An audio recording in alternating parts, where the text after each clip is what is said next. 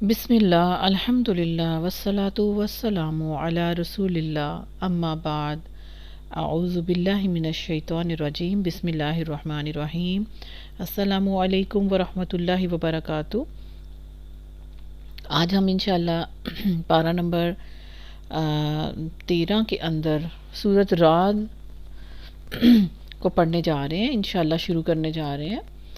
اللہ تعالیٰ سے دعا ہے اللہ تعالیٰ ہم سے اس کوشش کو کاوش کو قبول فرمائے اور عمل کی اور سمجھ کی توفیق عطا فرمائے، آمین۔ سورۃ رعد جو ہے یہ بھی مدنی سورت ہے اور مدینہ میں یہ نازل ہوئی اور اس کے مضامین جو ہیں یہ شہادت دیتے ہیں کہ یہ سورت بھی اسی دور کی ہے جس میں سورۃ یونس، ہود، اعراف نازل ہوئی ہیں، یعنی زمانہ قیام مکہ کا آخری دور جو ہے۔ تو انداز بیان سے صاف ظاہر ہوتا ہے کہ نبی پاک صلی اللہ علیہ وسلم کو اسلام کی دعوت دیتے ہوئے ایک مدت دراز گزر چکی اور مخالفین جو ہیں جو ہیں وہ آپ صلی اللہ علیہ وسلم کو نقصان پہنچانے، دکھ پہنچانے، آپ کے مشن کو ناکام کرنے کے لیے ہر طرح کی چالیں چل رہے تھے۔ مومنین بار بار تمنائیں کر رہے ہیں کہ کاش کوئی معجزہ دکھا کر ہی لوگوں کو راہ راست پر لایا جائے، اس طرح کی سچویشن تھی۔ اور اللہ تعالیٰ مسلمانوں کو یہ سمجھا رہے ہیں اس کے اندر کہ ایمان کی راہ دکھانے کا یہ طریقہ تو نہیں ہے کہ معجزے دکھا دیے جائیں اور زبردستی ان کو اس پہ منوا لیا جائے، اور اگر دشمنان حق کی رسی دراز کی جا رہی ہے تو یہ ایسی بات نہیں ہے جس سے کہ مسلمانوں کو گھبرا جانا چاہیے۔ اور پھر اس طرح آیت نمبر 31 سے بھی ہمیں یہ معلوم ہوتا ہے جب ہم پڑھیں گے کہ بار بار کفار کی ہٹ دھرمی کا ایسا مظاہرہ ہو چکا ہے جس کے بعد یہ کہنا بالکل ہی بجا معلوم ہوتا ہے کہ اگر قبروں سے بھی مردے اٹھ کے آ جائیں گے نا تب بھی یہ لوگ نہیں مانیں گے۔ تو ان سب باتوں سے یہی گمان ہوتا ہے کہ یہ آخری دور کی صورت ہے مکے کے اندر۔ اچھا، اب جو دوران تقریر ہے اس میں جگہ جگہ مخالفین کے اعتراضات کے ذکر بھی بیان کیے گئے ہیں، ان کو جواب دیا گیا ہے، شبہات کو دور کیا گیا ہے۔ پیارے نبی صلی اللہ علیہ وسلم کی دعوت کے متعلق لوگوں کے دلوں میں پائے جانے والے جو شبہات تھے ان کو دور کرنے کی کوشش کی گئی ہے، اور اس کے ساتھ اہل ایمان کو بھی جو کئی برس کی طویل سخت جدوجہد کر رہے تھے، تھک رہے تھے، بے چینی کے ساتھ اور غیبی امداد کے منتظر تھے، ان کو بھی تسلی دی جا رہی۔ اس کو شروع کرتے ہیں اللہ کے نام سے۔ اچھا، اب یہ مدنی صورت ہے، یہ مدینہ میں نازل ہوئی، اور اس کے مطلب کہ آپ قرآن پاک میں دیکھیں تو اس کو مدنی صورت ہی قرار دیا گیا ہے، حالانکہ اس کے اندر انذار بھی ہے، اور وہ سارے واقعات جو ابھی میں نے یہاں پر آپ کو پڑھ کے سنائے ہیں تفسیر کے اندر سے، وہ سب حالات پیارے نبی صلی اللہ علیہ وسلم کے بالکل آخری دور کے اندر یہ موجود تھے۔ شروع کرتے ہیں اللہ کے نام سے جو بڑا مہربان اور نہایت رحم کرنے والا ہے۔ الف لام میم را، حروف مقطعات، یہ کتاب الہی کی آیات ہیں، اور جو کچھ تمہارے رب کی طرف سے تم پر نازل کیا گیا ہے وہ عین حق ہے، مگر تمہاری قوم کے اکثر لوگ مان نہیں رہے ہیں۔ اور وہ اللہ ہی ہے جس نے آسمانوں کو ایسے سہاروں کے بغیر قائم کیا جو تم کو نظر آتے ہوں، یعنی آسمان ایسے سہاروں کے بغیر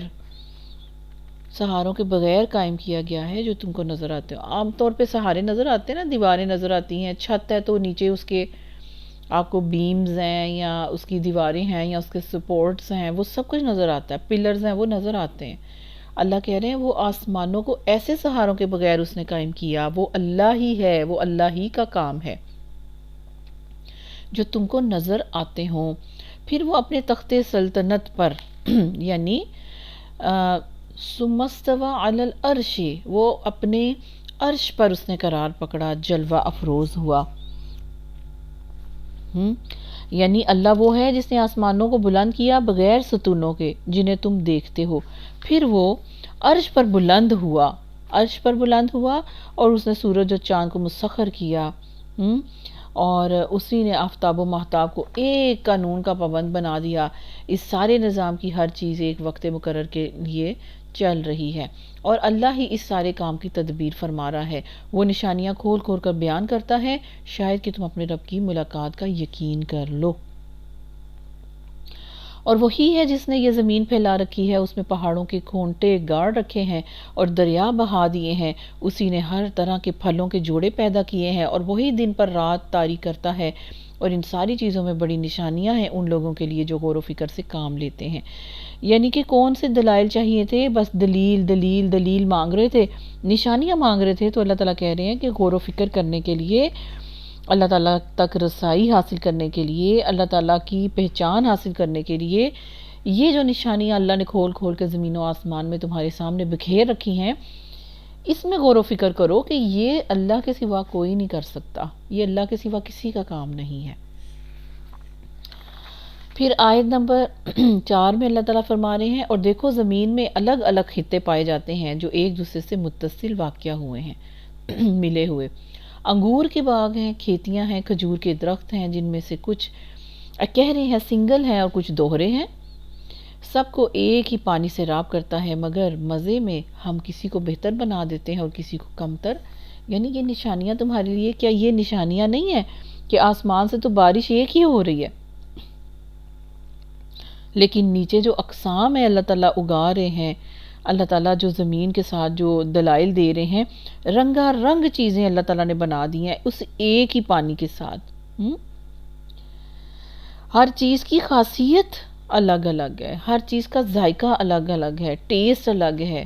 ہاں، تو یہ ہم ایکسپیرینس کرتے ہیں۔ اللہ کہتے ہیں یہ میری طرف آنے کی ہی تو نشانیاں ہیں ساری، کہ اللہ ایک ہے، اللہ ہی ہے جو یہ کام کرنے والا ہے۔ کوئی بھی کسی نے کہ اللہ کا جو معبود ٹھہرایا ہوا ہے، اس کے ساتھ جو شرک ٹھہرایا ہے، اس کے یہ کام نہیں۔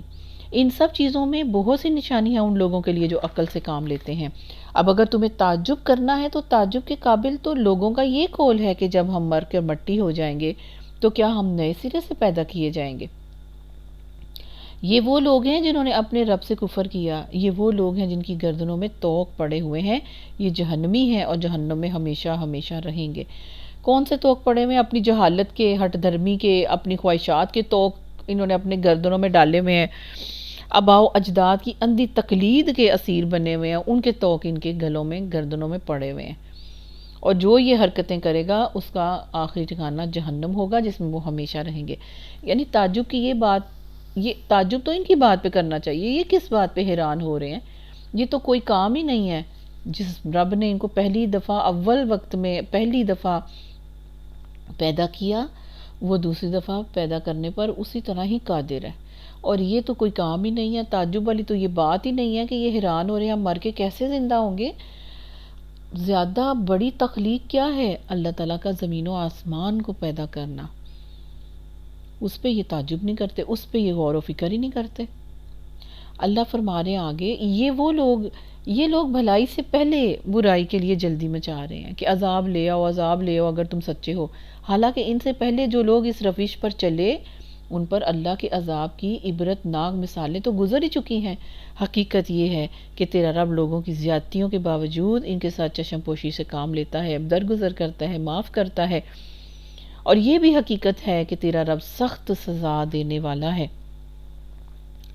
ٹھیک ہے کہ اللہ تعالیٰ تو مغفرت میں بھی بہت ہی زیادہ لوگوں کے ساتھ نرمی کا رویہ رکھتے ہیں، اور ساتھ وَإِنَّ رَبَّكَ لَشَدِيدُ الْعِقَابِ، آیت نمبر 6 میں اللہ تعالیٰ نے اپنی یہ والی صفت بھی بتائی ہے کہ صرف جو تم عذاب کا مطالبہ کرتے ہو مذاق اڑانے کے لیے، تو پھر تم عذاب کا جب مزہ چکھو گے تو یاد رکھو کہ اللہ تعالیٰ کا عذاب کوئی عام عذاب نہیں ہے، بہت شدید پکڑ ہے اس کی۔ استغفر اللہ ربی، یہ لوگ جنہوں نے تمہاری بات ماننے سے انکار کر دیا ہے کہتے ہیں کہ اس شخص پر اس کے رب کی طرف سے کوئی نشانی کیوں نہیں اتری؟ تم تو محض خبردار کر دینے والے ہو اور ہر قوم کے لیے ایک رہنما ہے۔ اللہ ایک ایک حاملہ کے پیٹ سے واقف ہے، جو کچھ اس میں بنتا ہے اسے بھی جانتا ہے، اور جو کچھ اس میں کمی یا بیشی ہوتی ہے اس سے بھی وہ باخبر رہتا ہے۔ ہر چیز کے لیے اس کے ہاں ایک مقدار مقرر ہے، وہ پوشیدہ اور ظاہر اور ہر چیز کا عالم ہے، وہ بزرگ ہے اور ہر حال میں بالا تر رہنے والا ہے۔ سبحان اللہ۔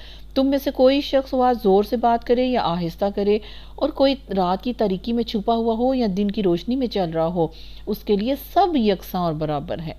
ہر شخص کے آگے اور پیچھے اس کے مقرر کیے ہوئے نگران لگے ہوئے ہیں، نگران فرشتے لگے ہوئے ہیں جو اللہ کے حکم سے اس کی دیکھ بھال کرتے ہیں، اس کو نقصان پہنچنے سے بچاتے ہیں، ہاں اس کی ٹیک کیئر کرتے ہیں۔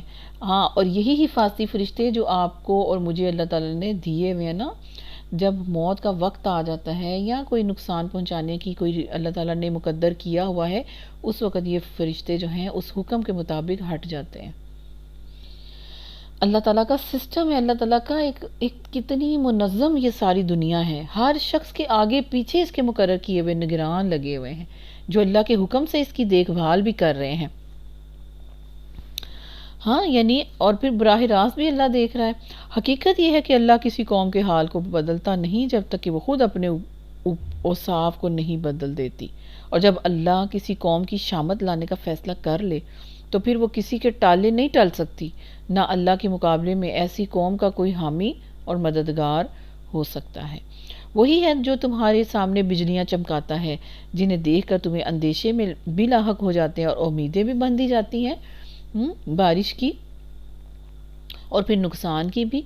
وہی ہے جو پانی سے لدے ہوئے بادل اٹھاتا ہے اور بادلوں کی گرج اس کی حمد کے ساتھ اس کی پاکی بیان کرتی ہے، اور فرشتے اس کی ہیبت سے لرزتے ہیں اور اس کی تسبیح کرتے ہیں۔ یعنی جس وقت بادل کی گرج ہمیں آواز آتی ہے نا، اس وقت رعد فرشتہ جو بادلوں کا فرشتہ ہے وہ اپنے فرشتوں کے ساتھ جو آن ڈیوٹی ہیں وہ سب اللہ کی تسبیح بیان کرتے ہیں، اور جب وہ تسبیح بیان کرتے ہیں اس وقت ہمیں بادلوں کے کڑکنے کی گرجنے کی آواز آتی ہے۔ تو ہمیں اس سے کیا میسج لینا ہے کہ ہم فرشتوں سے بھی، اللہ تعالیٰ نے ہمیں کیا بنایا ہے؟ اشرف المخلوقات بنایا ہے۔ ہمیں اللہ کی تسبیح سب سے بڑھ کے کرنی ہے، اللہ کا ذکر سب سے بڑھ کے کرنا ہے۔ تو خاص طور پہ جب بارش کا موسم بھی ہو اور آپ گرج اور چمک بھی سن رہے ہوں، اس وقت بھی تسبیح کی طرف اپنی توجہ لے جائیں، ٹھیک ہے؟ وہ کڑکتی ہوئی بجلیوں کو بھیجتا ہے اور بعض دفعہ انہیں جس پر چاہتا ہے عین اسی حالت میں گرا دیتا ہے جبکہ لوگ اس کے بارے میں جھگڑا کر رہے ہوتے ہیں۔ فی الواقع اس کی چال بڑی زبردست ہے۔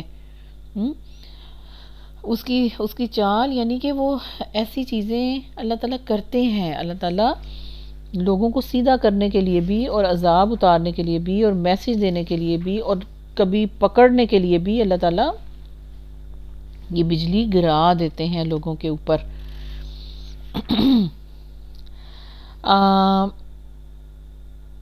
یعنی اس کا مطلب کیا ہے؟ عذاب کے طور پہ اللہ تعالیٰ جو ہے نا اس بندے کو پکڑ لیتے ہیں۔ شدید المحال کیا مطلب ہے؟ کہ وہ سخت سزا میں پکڑنے والا ہے، وہ بہت ہی سخت قوت والا ہے۔ تو ہمیں ہمیشہ یاد رکھنا چاہیے اللہ تعالیٰ ہر چیز پہ قادر ہے۔ اللہ تعالیٰ بس مہلت دیتا ہے اور کسی بھی انسان کو بہت جلدی میں نہیں پکڑتا، اور جب پکڑنے پہ آئے تو پھر وہ کئی طرح سے پکڑ سکتا ہے، اور ہر وقت اللہ تعالیٰ قادر ہے۔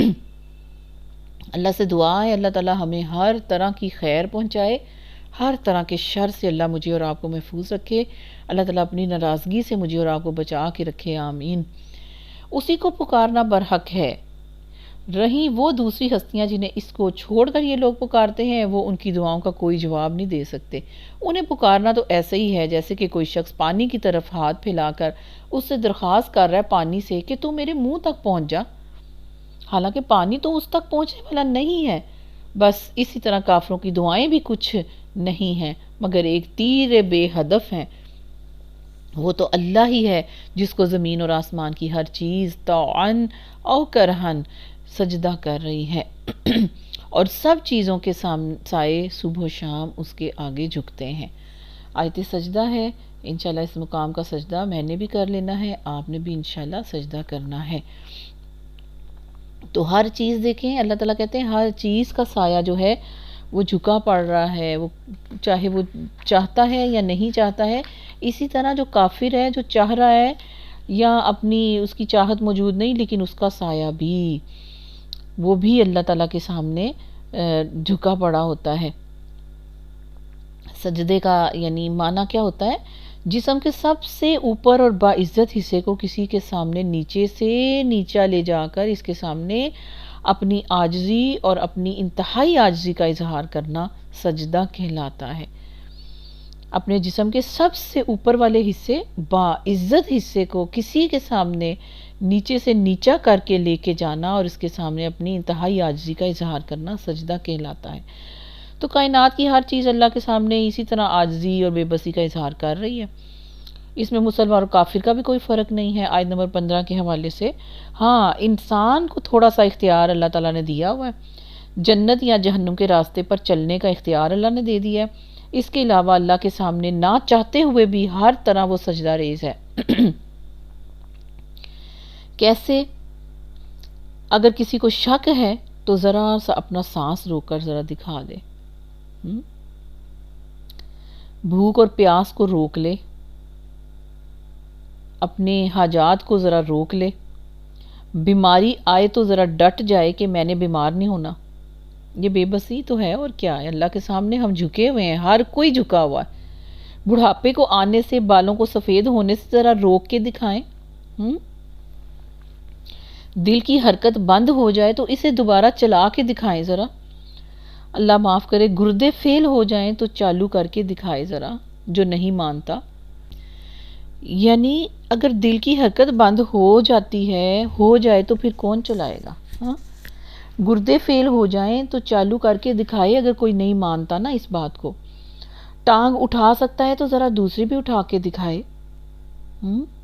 موت کے فرشتے کے سامنے اکڑ جائے کہ میں نے نہیں جانا. غرض ہر عقل اور غیر عقل والا ان کے سائے تک خوشی اور ناخوشی سے اللہ کے سامنے سجدہ ریز ہو رہے ہیں. پھر ایسے بے بس سے فریاد کرنا، کسی کو داتا، کسی کو دستگیر کہہ دینا، کسی کو غریب نواز کہہ دینا، کسی کو مشکل کشا کہنا، کتنی بڑی حماقت ہے. یعنی کہ کوئی چاہتا ہے یا نہیں چاہتا اس بات کو ایڈمٹ کرنا پڑے گا ہر کسی کو کہ وہ اللہ کے سامنے اپنی انتہائی عاجزی کا اظہار کر ہی رہا ہے، جھکا ہی ہوا ہے. اور اگر نہیں وہ اس چیز کو مانتا تو ان ساری باتوں کا انکار کر کے دکھائے. پھر اللہ سب کو سمجھ کی توفیق عطا فرمائے. اللہ تعالیٰ سب کو سمجھ کی توفیق عطا فرمائے. آمین. آیت نمبر 16 میں آگے اللہ تعالیٰ فرما رہے ہیں ان سے پوچھو ذرا آسمان اور زمین کا رب کون ہے؟ کہو اللہ. پیارے نبی صلی اللہ علیہ وسلم آپ ہی کہہ دیجئے اللہ. پھر ان سے کہو کہ جب حقیقت یہ ہے تو کیا تم نے اسے چھوڑ کر ایسے معبودوں کو اپنا کارساز ٹھہرا لیا ہے جو خود اپنے لیے بھی کسی نفع نقصان کا اختیار ہی نہیں رکھتے؟ یعنی گر جائیں تو گر کے ٹوٹ جائیں گے، اٹھ ہی نہیں سکتے، اٹھائے ہی نہیں جا سکتے، اپنے آپ کو نہیں اٹھا سکتے، اپنے آپ کو گرنے سے نہیں بچا سکتے، نہ کسی نفع کا نقصان اپنا وہ خود اختیار رکھتے ہیں، یا کسی نفع کا نہ کسی نقصان کا. اپنے آپ کا ان کو اختیار نہیں ہے تو تمہیں کیا وہ دیں گے؟ کہو کیا اندھا اور آنکھوں والا برابر ہوا کرتا ہے؟ کیا روشنی اور تاریکیاں ایک جیسی ہوتی ہیں؟ اور اگر ایسا نہیں ہے تو کیا ان کے ٹھہرائے ہوئے شریکوں نے بھی اللہ کی طرح کچھ پیدا کیا ہے کہ اس کی وجہ سے ان پر تخلیق کا معاملہ ہی بڑا مشتبہ سا ہو گیا، ان کو سمجھ نہیں آ رہی کہ کیا کرنا ہے. کہو ہر چیز کا خالق صرف اللہ ہے اور وہ یکتا ہے اور سب پہ غالب ہے. سبحان اللہ. بے شک اللہ نے آسمان سے پانی برسایا اور ہر ندی نالا اپنے ظرف کے مطابق سے لے کر چل نکلا. پھر جب سیلاب اٹھا تو سطح پر جھاگ بھی آ گئے، اور ایسی ہی جھاگ ان دھاتوں پر بھی اٹھتے ہیں جنہیں زیور اور برتن وغیرہ بنانے کے لیے لوگ پگھلایا کرتے ہیں. اسی مثال سے اللہ حق اور باطل کے معاملے کو واضح کرتا ہے.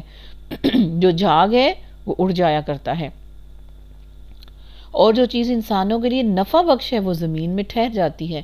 اس طرح اللہ مثالوں سے اپنی بات کو سمجھاتا ہے.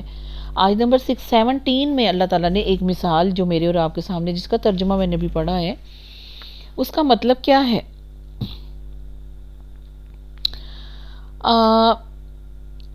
اصل پانی بہ جانے کی جگہ کو اودیتن کہتے ہیں. دو پہاڑوں کے درمیان خالی جگہ کو بھی کہہ لیتے ہیں، کبھی راستے کے معنی میں بھی یہ آ جاتا ہے آیت نمبر 17 میں جو آیا ہے، کیونکہ پہاڑوں میں عموماً راستے پہاڑی نالوں کے کناروں سے چلتے ہیں۔ زبدن وہ کوڑا کرکٹ اور جھاگ ہے جو پانی کی تیز رفتاری کے ساتھ اس کی سطح پر ابھرتا ہے یا ہانڈی کے اوپر آ جاتا ہے۔ فرمایا یہ دو مثالیں اللہ تعالیٰ نے دی ہیں۔ امام شوکانی رحمۃ اللہ علیہ فرماتے ہیں کہ جو اللہ تعالیٰ نے حق اور باطل کی بیان کی ہیں، مطلب یہ ہو سکتا ہے کہ باطل بعض اوقات حق کے اوپر غالب آ جاتا ہے، مگر آخر کار اللہ تعالیٰ اسے مٹا دیتا ہے اور بے قدر و قیمت بنا دیتا ہے۔ اور اصل میں حسن انجام جو ہے، انجام کس کا اچھا ہوگا؟ حق کا اور اہل حق کا ہی ہوتا ہے۔ جیسے کہ جھاگ اور خس و خاشاک جو ہیں بے شک پانی کو ڈھانپ لیتے ہیں اوپر سے سرفیس کو، مگر آخر کار پانی انہیں کناروں پر پھینک کر بیکار کر دیتا ہے، اور خالص پانی سے لوگ نیچے جو بیٹھ جاتا ہے اس سے فائدہ اٹھاتے ہیں لوگ۔ پھر اسی طرح سونا چاندی دوسری دھاتوں کو پگھلایا جائے تو ان کا جو میل کچیل بھی اوپر آ جاتا ہے، مگر آخر کار کچھ اتار کر پھینک دیا جاتا ہے اور کچھ جل بھی جاتا ہے۔ اگر سارا میل کچیل، سارا زیور جو ہے جب وہ بناتے ہیں، لوہا ہے، تانبا ہے، پیتل وغیرہ جس سے برتن، اسلحہ، دوسرا سامان بنتا ہے، خالص دھات جو ہے نا وہ نیچے رہ جاتی ہے، اور اوپر سے جو میل کچیل جو ہے وہ بیکار ہو جاتا ہے یا نکل جاتا ہے یا اس کو اتار دیا جاتا ہے۔ تو اس دونوں مثالوں میں آپ اس کو یاد رکھیں کہ حق جو ہے وہ قرآن، اس کو پانی سے تشبیہ دی گئی ہے، اور نالوں سے مراد انسانوں کے دل ہیں جو اپنے ظرف اور اپنی استطاعت یا ان کے اندر کتنی ڈیپتھ ہے اس کے مطابق حق سے وہ فائدہ حاصل کرتے ہیں، یعنی قرآن سے فائدہ حاصل کرتے ہیں، یا حق وہ زیور ہے، یعنی قرآن وہ زیور ہے جس سے انسانوں کے جو نفس ہیں وہ آراستہ ہو جاتے ہیں اور سج جاتے ہیں، اور لوگ معاش اور جو ہے اس کے اندر بہت سی اقسام کے جو منافع اور فائدے اس سے حاصل کرتے ہیں، اس زیور سے۔ تو باطل کی مثال اس کے اندر اللہ تعالیٰ نے جو بیان کی ہے اس کی مثال ہے جھاگ کی طرح، جو حق سے کشمکش، یعنی جب ان کے ساتھ آپس میں آمنا سامنا ہوتا ہے اس وقت وقتی طور پر وہ جھاگ سا ابھر آتا ہے، اوپر آ جاتا ہے، مگر آخر کار وہ مٹ جاتا ہے کیونکہ اس کی کوئی حیثیت ہی نہیں ہوتی۔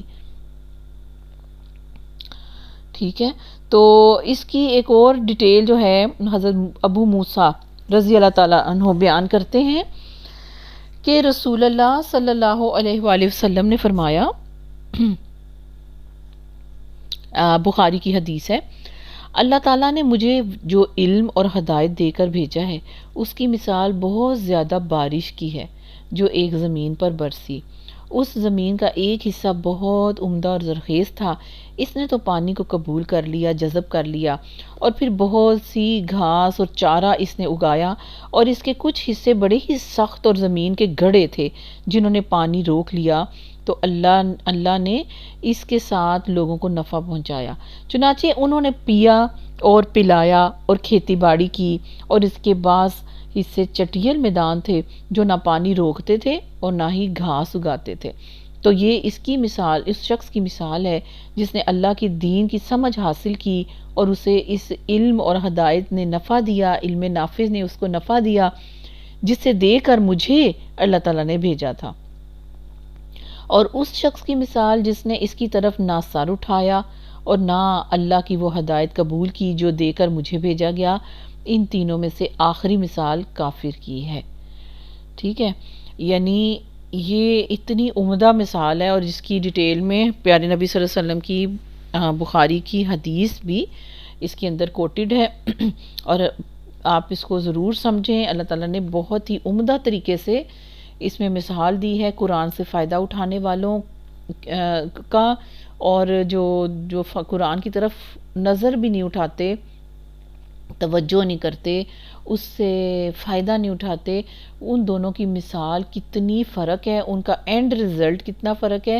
ایک طرف تو بہار اور کھیتیاں اور لہلہاتا سبزہ آپ کو نظر آ رہا ہے، یعنی جس کے ساتھ وہ خود بھی سج گیا، اس کی سجاوٹ ہو گئی، اس کو وہ اور زیادہ یعنی زرخیز ہو کے اس کی زرخیزی باہر آ گئی، اور لوگوں نے بھی اس سے فائدہ اٹھایا، دنیا نے بھی ان سے فائدہ اٹھایا، اور دوسری طرف جس نے قرآن پاک کے علم سے جو پیارے نبی لے کے آئے ہیں اس سے فائدہ ہی نہیں اٹھایا، اس کی طرف مڑ کے دیکھا ہی نہیں، توجہ ہی نہیں کی، اس کو حاصل کرنے کی کوشش ہی نہیں کی، تو وہ ایک چٹیل جو ہے سخت چٹان کی طرح، جس کے اوپر نہ کچھ اگا، نہ کچھ ٹھہرا، نہ اس کو کچھ خود فائدہ ہوا، نہ وہ خود سجا، نہ کچھ خلقت نے اس سے فائدہ اٹھایا۔ تو اس طرح سے، اور یہ دو مثالیں جو بیان کی گئی ہیں، ایک تو زیور کی مثال ہے اور ایک پانی کی مثال ہے۔ تو پانی کے اوپر بھی یعنی کہ اچھا خالص پانی نیچے اوپر اگر خش و خاشاک آ بھی جاتے ہیں وہ بھی نکل جاتے ہیں، جھاگ بھی ہو وہ بھی نکل جاتا ہے، اور پیور جو نیچے رہ جاتا ہے اسی کو لوگ استعمال کرتے ہیں اور وہی اصل چیز ہوتی ہے۔ اسی طرح دھات کے اندر یعنی زیور یا سونے کی اگر مثال ہے تو اس کو بھی جب گرم کیا جاتا ہے آزمائشوں کے ساتھ تو اوپر جھاگ جھنگار آ جاتے ہیں، وہ بھی وقتی طور پہ ہوتے ہیں، جب حق اور باطل کا آپس میں ٹکراؤ ہوتا ہے وہ چھا جاتا ہے وقتی طور پر حق کے اوپر، لیکن پھر چھٹ جاتا ہے، اور اصل خالص چیز جو فائدہ مند ہوتی ہے، جو سجاوٹ کے کام آتی ہے، جس سے سج دھج بھی ہوتی ہے، نفع کا باعث ہے، نفع در نفع اس کے ساتھ ہوتا ہے، وہ سونا ہے، دھات ہے، اس طرح کی قیمتی چیزیں۔ یہ علم نافع کی مثالیں اللہ تعالیٰ نے دی ہیں۔ علم نافع کتنا ضروری ہے، اللہ تعالیٰ سے دعا کریں اللہ تعالیٰ مجھے اور آپ کو قرآن کی مثالوں کو، اللہ تعالیٰ کی مثالوں کو سمجھنے کی توفیق عطا فرمائے۔ اللہ تعالیٰ ہمارے لیے حکمت کے دروازے کھولے، ہمارے لیے سمجھ کے دروازے کھولے، اور اللہ تعالیٰ ہمیں علم نافع عطا فرمائے جس کے ساتھ ہمارا اندر باہر سارا سج جائے، ہماری دنیا آخرت ساری سج جائے انشاءاللہ، آمین۔ پیارے اللہ فرما رہے ہیں آیت نمبر 17 کے اینڈ پہ کہ اس طرح اللہ اپنی مثالوں سے اپنی بات سمجھاتا ہے۔ جن لوگوں نے اپنے رب کی دعوت قبول کر لی ان کے لیے تو بھلائی ہے، انہوں نے جنہوں نے اس کو قبول نہیں کیا وہ اگر زمین کی ساری دولت کے بھی مالک ہوں اور اتنی ہی اور بھی اکٹھی کر لیں تو وہ اللہ کی پکڑ سے بچنے کے لیے اس سب کو فدیے میں دے ڈالنے پر تیار ہو جائیں گے۔ یہ وہ لوگ ہیں جن سے بری طرح حساب لیا جائے گا، استغفر اللہ ربی من کل ذنب واتوب الیہ، اور ان کا ٹھکانہ جہنم ہے، بہت ہی برا ٹھکانہ۔ آیت نمبر 18 میں اللہ تعالیٰ نے بتایا ہے اولئک لہم سوء الحساب۔ اللہ اکبر۔ ایک دفعہ پیارے نبی صلی اللہ علیہ وسلم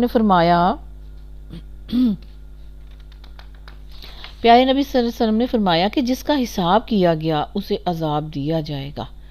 یہ فرمایا تو حضرت عائشہ رضی اللہ تعالیٰ عنہا فرماتی ہیں کہ اس پر میں نے عرض کیا کہ اللہ تعالیٰ یہ نہیں فرماتا فَسَوْفَ يُحَاسَبُ حِسَابًا يَسِيرًا، یعنی جسے دائیں ہاتھ میں اعمال نامہ دیا گیا اس کا حساب آسان ہوگا، مطلب یہ ہے کہ یہاں حساب کے باوجود عذاب نہیں ہوگا، تو اس کا کیا مطلب ہے یا رسول اللہ صلی اللہ علیہ وآلہ وسلم؟ فرماتی ہیں کہ آپ صلی اللہ علیہ وسلم نے فرمایا یہ صرف پیش کیا جانا ہے، اور لیکن جس سے مناشقہ سوال جواب یا پڑتال شروع ہو گئی وہ تو ہلاک ہو جائے گا۔ اللہم حاسبنا حسابا یسیرا، اللہ تعالیٰ میرا اور آپ کا آسان حساب کتاب کرے، اللہ تعالیٰ بغیر حساب کتاب کے مجھے اور آپ کو جنت میں جانے والے خوش قسمت ترین دستے میں شامل فرمائے، آمین۔ جو قرآن کے ساتھ لگ کے قرآن کے ذریعے سے جو کامیاب ترین لوگ ہیں، بلندیوں پہ پہنچنے والے، جنتوں میں پہنچنے والے، بغیر حساب کتاب کے جنت میں پہنچنے والے، اللہ ایسے خوش بختوں میں مجھے اور آپ کو شامل فرمائے، آمین یا رب العالمین۔ اور برے طرح سے جو حساب کتاب ہے، یعنی ڈانٹ ہے، ڈپٹ ہے، پڑتال ہے، پوچھ گچھ ہے، سختی ہے، قصوروں کے لغزش کی کو معاف نہیں کیا جائے گا، قصور جو اس نے کیا اس کا مواخذہ پکڑ کے بغیر نہیں مطلب اس کو چھوڑا جائے گا، تو اللہ تعالیٰ ایسے برے حساب سے مجھے آپ کو، ہمارے پیاروں کو، ہمارے سب رشتہ داروں کو، ہماری نسلوں کو معاف رکھے، آمین۔ اللہ فرماتے ہیں بری طرح حساب لیا جانے والے لوگوں کا ٹھکانہ جہنم ہے، بہت ہی برا ٹھکانہ ہے، استغفر اللہ۔ اللہم اجرنا من النار، اللہم اجرنا من النار، آمین یا رب العالمین۔ پھر فرمایا اگلی آیت میں، آیت نمبر 19 میں، افمن یعلم انما انزل الیک من ربک الحق کمن هو اعمی انما یتذکر اولو الالباب۔ بھلا یہ کس طرح ممکن ہے کہ وہ شخص جو تمہارے رب کی اس کتاب کو جو اس نے تم پر نازل کی ہے حق جانتا ہے، اور وہ شخص جو اس کے حقیقت کی طرف سے اندھا ہے، دونوں یکساں ہو جائیں۔ نصیحت تو دانش مند لوگ ہی قبول کیا کرتے ہیں، اور اس کا طرز عمل یہ ہوتا ہے کہ اللہ کے ساتھ اپنے عہد کو پورا کرتے ہیں۔ نمبر 1، اسے مضبوط باندھنے کے بعد توڑتے نہیں۔ ان کی روش یہ ہوتی ہے کہ اللہ نے جن روابط کو برقرار رکھنے کا حکم دیا انہیں برقرار رکھتے ہیں، صلہ رحمی کرتے ہیں، اور اپنے رب سے ڈرتے ہیں، اور اس بات کا خوف رکھتے ہیں کہ کہیں ان سے بری طرح حساب نہ لیا جائے۔ ان کا حال یہ ہوتا ہے کہ اپنے رب کی رضا کے لیے صبر سے کام لیتے ہیں، نماز قائم کرتے ہیں، اور ہمارے دیے ہوئے رزق میں سے اعلانیہ اور پوشیدہ خرچ کرتے ہیں، اور برائی کو بھلائی کے ساتھ دفع کرتے رہتے ہیں۔ آخرت کا گھر انہی لوگوں کے لیے ہے، یعنی ایسے باغ جو ان کی ابدی قیامگاہ ہوں گے، وہ خود بھی ان میں داخل ہوں گے، اور ان کے آباء و اجداد اور ان کی بیویوں اور ان کی اولاد میں سے جو صالح ہیں وہ بھی ان کے ساتھ وہاں اوپر کے درجے میں چلے جائیں گے۔ ملائکہ ہر طرف سے ان کے استقبال کے لیے آئیں گے اور ان سے کہیں گے کہ تم پر سلامتی ہے، تم نے دنیا میں جس طرح صبر سے کام لیا اس کی بدولت آج تم اس کے مستحق ہوئے ہو۔ سبحان اللہ، ربنا جعلنا منہم۔ اللہ تعالیٰ اس منظر کا حصہ مجھے اور آپ کو بنائے، آمین۔ پس کیا ہی خوب ہے یہ آخرت کا گھر۔ رہے وہ لوگ جو اللہ کے عہد کو باندھ لینے کے بعد پھر توڑ ڈالتے ہیں، جو ان رابطوں کو کاٹ دیتے ہیں جنہیں اللہ نے جوڑنے کا حکم دیا ہے، اور جو زمین میں فساد پھیلاتے پھرتے ہیں، وہ لعنت کے مستحق ہیں، اور ان کے لیے آخرت میں بھی بہت برا ٹھکانہ ہے۔ استغفر اللہ ربی من کل ذنب واتوب الیہ۔ اللہ تعالیٰ ہر خطا سے مجھے اور آپ کو پاک کرے۔ اللہ تعالیٰ اتنے خوبصورت منظر کا مجھے اور آپ کو حصہ بنا دے، آمین۔ یعنی کیا کیا ہوگا؟ ان مومنوں کو جن کے اندر یہ ساری کوالٹیز موجود ہوں گی، انہیں اور ان کے پیاروں کو جنت میں اکٹھا کر دیا جائے گا، خواہ باپ ہوں یا گھر والے یا اولاد۔ جو مومن ہونے کی وجہ سے درجے والے کی طرف بلند کر دیا جائے گا، جو مومن ہونے کی وجہ سے جنت میں داخلے کے لائق ہوئے ہوں گے، ان کو ایک جگہ پہ اکٹھا کر دیا جائے گا تاکہ ان کی آنکھیں بھی ایک ساتھ ٹھنڈی ہو جائیں۔ سبحان اللہ۔ یہاں تک کہ نیچے کے درجے والے کو اونچے درجے والے کی طرف بلند کر دیا جائے گا، سبحان اللہ، بغیر اس کے کہ اونچے درجے والے کا درجہ کم کر کے اس کو نیچے بھیج دیا جائے کہ جاؤ ادھر آنکھیں ٹھنڈی کرو۔ نہیں، نیچے درجے والوں میں جو رشتہ دار صالحین ہیں نا، کون کون گنا ہوا ہے؟ باپ، دادا، بیویاں، اولادیں، ٹھیک ہے۔ اب یہ کڑی نیچے سے اوپر بھی جا سکتی ہے اور اوپر سے نیچے بھی جا سکتی ہے، یعنی کہ جو بلند درجوں پہ ان میں سے لوگ ہوں گے، ان کی لڑیوں میں سے جو نیچے ہوں گے، چاہے اگر باپ نیچے ہے، اولاد اوپر ہے، دادا نیچے ہے اور پوتا مطلب کہ وہ اوپر ہے، لائن اوپر ہے، تو اس کو اللہ تعالیٰ نہیں دیکھیں گے، بلکہ اوپر والی جنتوں والوں کو نیچے نہیں لے کے آئیں گے، نیچے والے درجوں والوں کو اوپر والی جنت کے اندر رشتہ داروں کے ساتھ اکٹھا کر دیں گے۔ سبحان اللہ، سبحان اللہ۔ اللہ تعالیٰ کی کتنی شان ہے، اللہ کی کتنی تسبیح ہے، اس کی کتنی حمد ہے، اس کا کتنا شکر ہے، اس نے کتنی بشارتیں ہمیں پہلے ہی دے دی ہیں کہ اس چیز کا بندوبست کرو، اس چیز کا سامان کرو، اس کی فکر کرو، یہ راستے اپنے بناؤ، اس طرح کے اپنے صالح اپنے پیچھے لوگوں کو، اپنے بچوں کو، اپنی نسل کو چھوڑ کے جاؤ، ان کی فکر کرو، اپنی بھی فکر کرو، ان کی بھی کرو، اپنے والدین کی بھی کرو، اپنے رشتہ داروں کی بھی کرو۔ وہ فنعما عقبت دار جس کی اللہ تعالیٰ نے خود تعریف کر دی، وہ کیسا گھر ہوگا، وہی اللہ ہی جانتا ہے۔ جس کی تعریف اللہ اس رب العزت نے کر دی، رب العالی نے کر دی، اس گھر کی شان کیا ہوگی۔ اور صبر کس بات پہ کیا؟ جو صبر کی بشارت یہاں پہ دی جا رہی ہے، صبر مصیبت پر، رنج اور غم پر، پریشانی سے جتنے بھی جو کچھ بھی ان کو سامنے پیش آیا اس پر اللہ تعالیٰ کو اس کی رضا میں راضی رہے، خوش رہے، کوئی گلہ شکوہ نہیں کیا۔ ہر وقت ہر حال میں اللہ کے شاکر بندے بن کے رہے۔ تو صبر کے ساتھ جنہوں نے عمل کیا، نیکی پر صبر کے ساتھ جمے رہے، برائی سے صبر کے ساتھ رکے رہے، ٹھیک ہے، اپنے عمل پہ، اپنے ایمان پہ صبر کے ساتھ جو کچھ بھی اس کے سامنے پھر پیش آیا اس رستے میں اس کو فیس کیا۔ تو ایسے صالحین جو ہیں جنہوں نے صبر سے کام لیا اپنی زندگی میں، اپنی قسمت پر شاکر رہے، ٹھیک ہے، تو اب وہ جنت کے مستحق ہوں گے جس کی تعریف اللہ تعالیٰ نے فرمائی ہے۔ سبحان اللہ ربنا جعلنا منہم، اور اس کے ساتھ ہی اللہ نے جہنم والوں کا جو ذکر کیا ہے، اللہ تعالیٰ مجھے اور آپ کو اس سے بچائے، ہماری نسلوں کو، ہماری سارے پیاروں کو اس جہنم سے، اس کے ٹھکانے سے بچا کے رکھے، آمین۔ اللہ جس کو چاہتا ہے رزق کی فراخی بخش دیتا ہے، کھلا دے دیتا ہے، اور جسے چاہتا ہے نپا تلا دے دیتا ہے۔ یہ تو اللہ کی تقدیر کے فیصلے ہیں، اللہ کی حکمت کے فیصلے ہیں، اللہ تعالیٰ کی دین ہے۔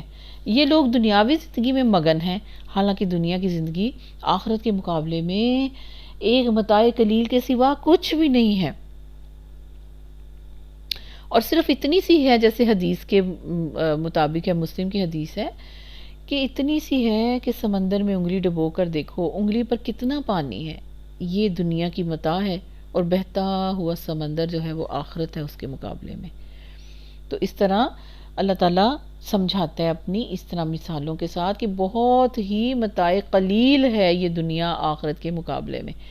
یہ لوگ جنہوں نے رسالت محمدی صلی اللہ علیہ وسلم کو ماننے سے انکار کر دیا، کہتے ہیں اس شخص پر اس کے رب کی طرف سے کوئی نشانی کیوں نہیں اتری؟ کہو اللہ جسے چاہتا ہے گمراہ کر دیتا ہے، اور وہ اپنی طرف آنے کا راستہ تو اسی کو دکھاتا ہے جو اس کی طرف رجوع کرتے ہیں۔ یعنی کیا مطلب ہے کہ ان نشانیاں، یہ جو تم معجزے مانگتے ہو، اس کے ذریعے سے اللہ تعالیٰ کے ہاں راستہ دکھانے کا کوئی طریقہ رائج نہیں ہے۔ یعنی جو اللہ کی طرف خود رجوع نہیں کرتا اور اس سے دور بھاگتا ہے، روگردانی کرتا ہے، اسے زبردستی راہ راست دکھانے کا طریقہ اللہ کے پاس نہیں ہے۔ اللہ تعالیٰ نے اس طریقے کو پسند نہیں کیا، اس کا کوئی بھی قاعدہ اللہ تعالیٰ نے نہیں بنایا۔ ایسے ہی لوگ ہیں وہ جنہوں نے اس نبی کی دعوت کو مان لیا ہے اور ان کے دلوں کو اللہ کی یاد سے اطمینان نصیب ہوتا ہے۔ خبردار رہو، اللہ کی یاد ہی وہ چیز ہے جس سے دلوں کو اطمینان نصیب ہوا کرتا ہے۔ پھر جن لوگوں نے دعوت حق کو مانا اور نیک عمل کیے وہ خوش نصیب ہیں اور ان کے لیے اچھا انجام ہے۔ اے محمد صلی اللہ علیہ وآلہ وسلم، اسی شان سے ہم نے تم کو رسول بنا کے بھیجا ہے ایک ایسی قوم میں جس سے پہلے بہت سی قومیں گزر چکی ہیں، تاکہ تم ان لوگوں کو وہ پیغام سناؤ جو ہم نے تم پر نازل کیا، اس حال میں کہ یہ اپنے نہایت ہی مہربان خدا کے کافر بنے ہوئے ہیں۔ آیت نمبر 28 29، اس میں اللہ تعالیٰ کیا فرما رہے ہیں کہ امت دو قسم، کذالک ارسلناک فی امت دو قسم کی ہوتی ہے، ٹھیک ہے۔ ایک وہ لوگ ہوتے ہیں جن کی طرف رسول بھیجا جاتا ہے، وہ مسلمان ہوں یا کافر ہوں، جیسے مکہ کی طرف یا عرب کی طرف اللہ تعالیٰ نے عربوں میں عرب جو ہے وہ نبی بھیج دیا۔ اب وہ چاہے کافر ہیں یا مسلمان ہیں، یہ جو بھیجے گئے نبی ہیں وہ ان کے نبی ہوں گے اور وہ امت ہوگی، جیسے قوم سمود کا ہر مسلم اور کافر صالح علیہ السلام کی امت میں سے تھا، عاد کا ہر فرد ہود علیہ السلام کی امت میں سے تھا۔ اسی طرح پیارے نبی صلی اللہ علیہ وآلہ وسلم کی آمد کے بعد قیامت تک ہر مسلم اور کافر، یہودی ہو، نصرانی ہو، ہندو ہو یا دوہریا ہو، غرض ہر شخص اب آپ صلی اللہ علیہ وسلم کی امت میں سے ہے۔ اسے امت دعوت کہتے ہیں، امت دعوت۔ پھر جو لوگ رسول اللہ صلی اللہ علیہ وسلم کی دعوت کو قبول کر لیں وہ امت اجابت کہلاتے ہیں۔